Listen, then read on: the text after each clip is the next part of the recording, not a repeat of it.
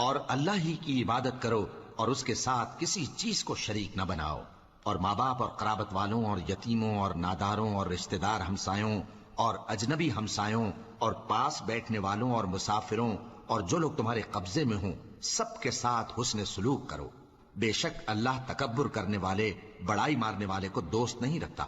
جو خود بھی بخل کریں اور لوگوں کو بھی بخل سکھائیں، اور جو مال اللہ نے ان کو اپنے فضل سے عطا فرمایا ہے اسے چھپا چھپا کے رکھیں، اور ہم نے کافروں کے لیے ذلت کا عذاب تیار کر رکھا ہے۔ اور جو خرچ بھی کریں تو اللہ کے لیے نہیں بلکہ لوگوں کے دکھانے کو، اور ایمان نہ اللہ پر لائیں نہ روز آخر پر، اور جس کا ساتھی شیطان ہوا تو کچھ شک نہیں کہ وہ برا ساتھی ہے۔ اور اگر یہ لوگ اللہ پر اور روز قیامت پر ایمان لاتے اور جو کچھ اللہ نے ان کو دیا تھا اس میں سے خرچ کرتے تو ان پر کیا مصیبت آ پڑتی،